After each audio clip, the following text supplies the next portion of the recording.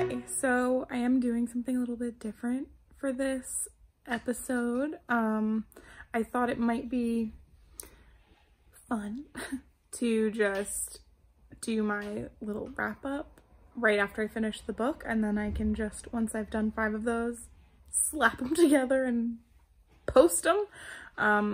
Because when I sat down to do one of my recent finished 5 episodes, like the first book that I was talking about I had read kind of a while ago, and it took me a bit before I started filming to really like get myself back into the headspace of like reading it. So we're trying this now. Please let me know in the comments if you think this is better or worse.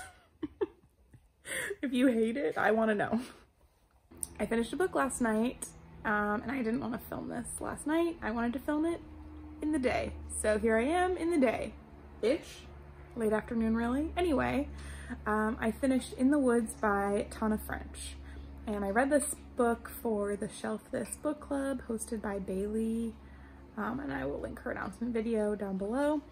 But I was excited that this was picked for a book club that I wanted to participate in anyway because I had a hold on it at the library, and Tana French holds are long, okay? Those wait lists are 14 weeks. But yeah, I got this hold in time for this book club, so I read it. Okay, what is it about? It's about a detective and his partner. They're called in to investigate a young girl who was murdered in this, like, you know, little suburb. Detective Ryan actually grew up on that, like, little suburban development, and when he was like 12, his 2 friends disappeared and he was left, and he doesn't remember anything, and there were some like weird circumstances surrounding like the missing, the finding, whatever, and it just sort of is a cold case now, and he has not disclosed that information to anybody at his current office working in the Dublin murder squad. So but his partner knows. So it's like a conflict of interest really for him to be taking this case, but he does anyway. And that's the story. Yeah, we follow their investigation. There's a lot of like rehashing of his youth, and he's trying to remember, and you know, the whole time I'm like, is this guy telling the truth? Is he lying? Like, did he kill his friends? And yeah, I liked it okay. But here's the thing, like, the writing was spectacular. Like, some of the prose and the description was so, like, the imagery was spot on. And I loved that. But I didn't like Detective Ryan. There was something that happened about halfway through the book, and I was like, are you kidding me? Really? And then I was like, well, maybe it'll be fine. You know, just because that happened doesn't mean this, that, and the other thing has to happen too. It could be fine. But to me, it wasn't fine. It became just disappointing. And I spotted it. I solved this. I mean, like, very early on. So I was hoping for a twist, but then when the twist came, it was the twist that I expected. So it wasn't a twist. And then, like, there were the wrapping up at the end included several details that I was just like, oh my God, why? So the mystery actually kind of was good, but the way that it was written, sorry, the dog's eating dinner. The way that it was written was very, not the writing style, but the way that plot points were revealed, I didn't like. But I do think that Tana French is a very gifted writer. I think her use of language is something that I want more of, so I'm definitely still gonna read at least one more book by her, but I don't think I'll be reading the sequel to this. I don't know if there's more than one sequel. And I mean, I'll probably watch the show eventually. There's a show, but I don't know when that could happen. So yeah, I think I gave this 3 stars. I don't remember, even though I just did it. But yeah, kind of disappointing, but beautiful. See you when I wrap up something else. Book 2, I finished another book. I read, or rather listened to, the 5th season by N.K. Jemisin. And I will be honest, I finished this a couple of days ago. And I forgot that I was doing this. So here we are, doing it. The 5th season is the start of a trilogy set in a world where the Earth is something to fear. This world mostly follows the laws of our world, but it also has these occasional drastic events that they refer to as seasons. That's the 5th season. And it's essentially just a natural disaster, usually in the form of like earthquake triggering volcanoes, which, you know, can end up releasing all sorts of toxic fumes and causing all kinds of wild repercussions throughout the continent. And the current civilization has been there for like, I don't know, hundreds of years, but they sort of take for granted that there have been many other civilizations that have risen and fallen because of a particularly horrible season. So the reign, like the government of the time period that the story is set in, has been ruling for a very long time, an unusually long time, but they reference frequently like long dead civilizations that just couldn't make it through a season because it can disrupt, you know, agriculture, and they have whatever. It's a whole thing. I don't need to explain the whole thing to you. The book follows 3 sort of separate stories about 3 women with this specific kind of gift that people in this world sometimes possess, which is this ability to manipulate the earth. And it's honestly a very complex power, and you do slowly come to understand how it works throughout the book, and presumably through the other 2 books, because I still don't know what the heck is going on with the magics specifically. But in this case, this magical ability, kind of like the wit in the Farseer trilogy, is really like hated and feared. And it's true that people with these powers are extremely dangerous if they don't know how to use them, because they can be very powerful and, you know, can trigger like earthquakes and tsunamis and stuff, which is scary. So they're, for the most part, like hated, but also used as tools by the government. It's kind of complicated. So the story follows 3 different characters, all who have this ability, and sort of like their journey in like understanding it, understanding themselves, like learning to use it, or what have you. This book kind of blew my mind, and I did not expect it to.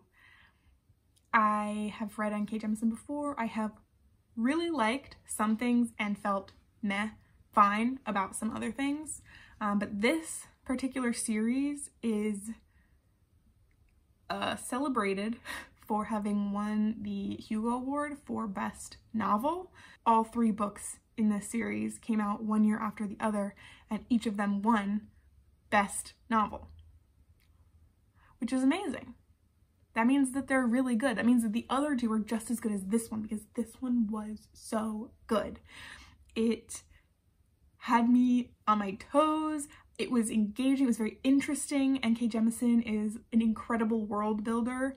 Like, the tales that were being spun, the things that were being explained, and then the things that were not being explained, like, you just sort of hope that you like pick enough context clues out of it and then you can know what's going on.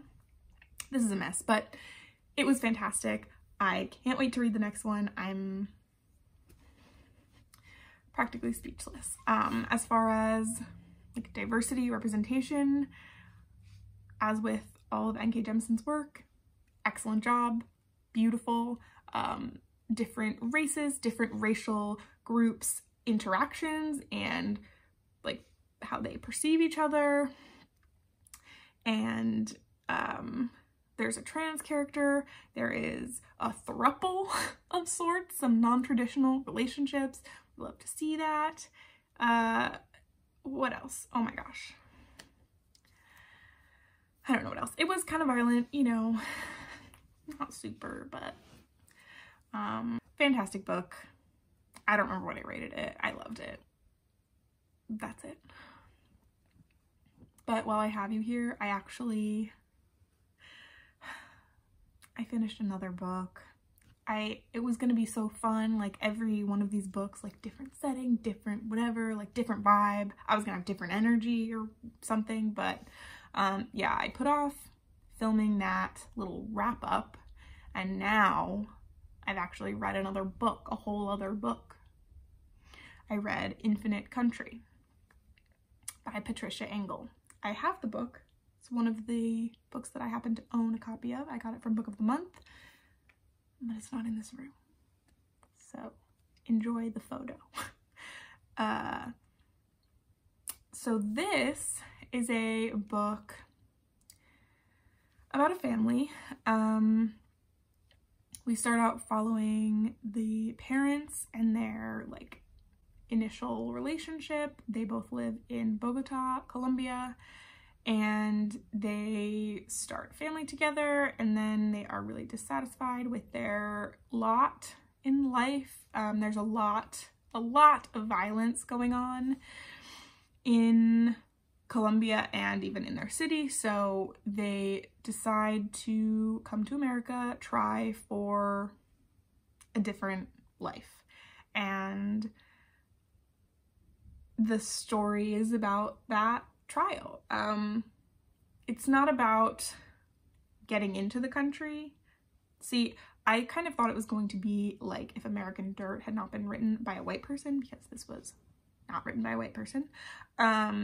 But it was not about the crossing of the border. It was more about the solidity of the border, and how once you crossing again is difficult, and there is so much discussion and some movement back and forth, and just the way that you can understand, not like you can understand, but the way that borders can be seen and what they can do from both sides, from an emigrating and an immigrating standpoint.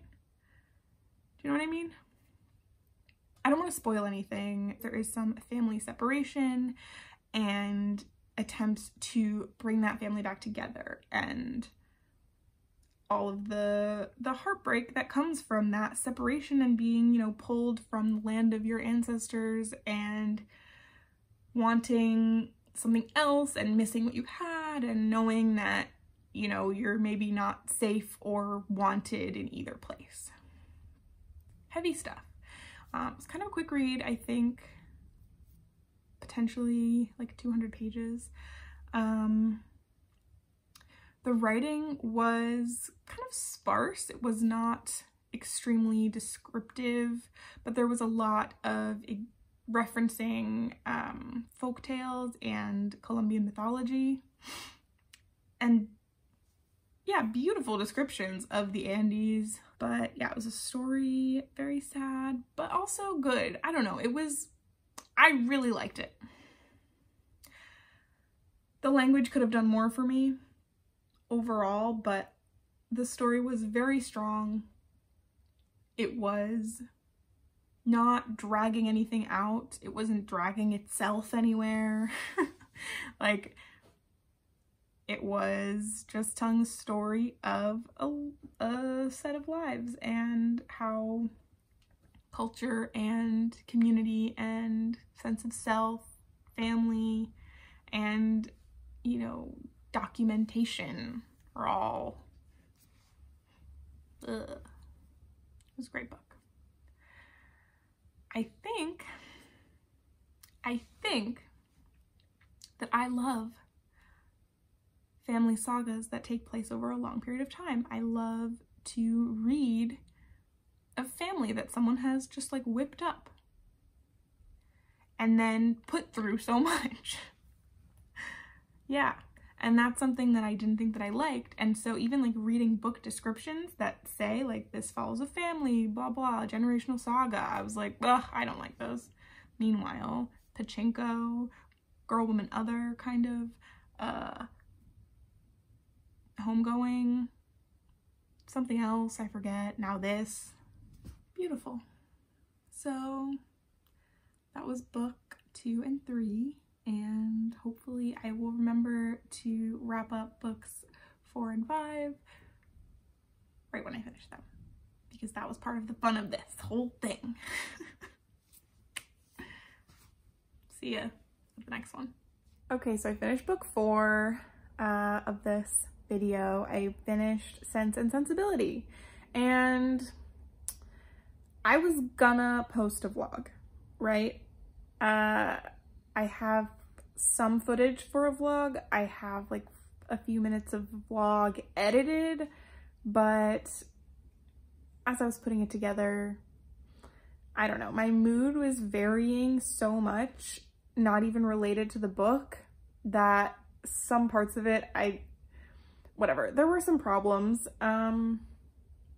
technical and emotional, so it's not gonna happen. I'm not gonna even finish trying to put it together, and that's fine, because I didn't really like Sense and Sensibility. The book is about 2 sisters of a family, of course, who are not very well off and who have very opposing temperaments, and this is the story of them finding husbands, basically. That's what it's about, getting a husband. And some parts of it were really fun and I liked, and they were a little bit faster paced, but there were a lot of points where this dragged so much for me. I feel like I barely read anything all month because I was just like avoiding this book and not wanting to pick it up and not wanting to start too many other things. It just put me in such a weird place because I was like reading it for the Dawn Memory Jane read along, and like anytime I was like, should I just not read this book? But then something kind of funny would happen, and I am glad that I read it, but it's definitely my least favorite Jane Austen so far. Oh, and I think the pressure of like trying to vlog it while feeling so weird and whatever, it was just not a great time and not a great book. And I'm excited to be done with it, honestly. I'm excited to be done with it, but I know that I'm gonna have done really, really poorly on my March TBR game because of Sense and Sensibility, 100%. But it's fine, you know? There are other, you know, things in life besides reading a huge volume of books. I know that my behavior in the last year, maybe, is contrary to that, but there you go. Yeah, it's fine. And I'm hopefully gonna finish another book soon and then post this video. Wow. I don't know how I feel about this format, I'll be honest. But yeah, Sense and Sensibility kind of stunk, so moving on. The 5th book, the final book in this video, and that was Long Bright River by Liz Moore. I listened to this as an audiobook, and I think I gave it 2 stars. This is I think it's supposed to be a thriller, but I wasn't thrilled. It has a mystery element, but it was more like detective-y, but not. It's about a woman, Mickey, her sister, whose name I have forgotten already, and they live in Philadelphia. Mickey is a cop, and she's got this young son, and she's like, has a bit of a savior complex. Her sister is addicted to opiates and not having a good time, to say the least. But the story is told from Mickey's perspective. She sort of finds out about some serial killing, I guess. Like there are some murders, and she's worried about her sister, who is part of the population that's being targeted. And she's trying to find her sister to warn her, and then kind of realizes that nobody has seen her sister in kind of a while. So the book is her trying to track her sister down. There's also some work complications for her, and you're also slowly learning the backstory of their childhood and kind of like how they each ended up where they are. And I don't know what river is being referred to in the title, except that one of the last lines of the book talks about how family is like a long river or something. I don't remember. It was not good or moving at all. I have seen a lot of people talk about this. I've heard people love it, and I've also heard people hate it. I don't know why you would love it, I'll be honest. It's not the worst book I ever read, but I struggled to even want to finish it. And in fact, I can't say anything else without spoiling it, but anything that I would say that's a spoiler is something that I was mad about and I did not like. So, like, why? I don't know, hard topics, you know, it's like, maybe if you love The Wire, you would like this. I hoped that I would like it because I like The Wire, but no, I didn't. I wish I had more to say about the story, but now that I'm trying to recall the actual, like, arc, I'm confused. So yeah, not a great book. Sorry. I know that it is a favorite for some, but not I. And that means that this is the end of this little video, and I'm gonna now put all these clips together and you're watching it. Amazing. I had hoped that doing it this way would, be fun. This style of shooting this wrap up, I think, had potential, but in the end, like, I finished Long Bright River like almost a week ago, and I just kept forgetting to sit down and do this. So I think it's probably better for me to just, after I finished 5, collect those thoughts and then make the video instead of trying to like do all these clips. It's not a vlog. This doesn't need to be a vlog. Everything doesn't need to be a vlog. The next one we're gonna be back to the old style. Unless you thought this was really fun. In which case, let me know. If you stuck around through this whole potentially a mess, from where I'm sitting right now, I think it's gonna be a mess, but maybe it turned out fine. Anyway, thank you for watching. Thank you for being here. Please subscribe so that you can stay up to date with all the books that I hate, like this one. Just kidding. And let me know if you've read any of these books in the comments. As always, please, let's chat about books. I love it so much. That's why I'm here. All right, well, see you next time. Goodbye.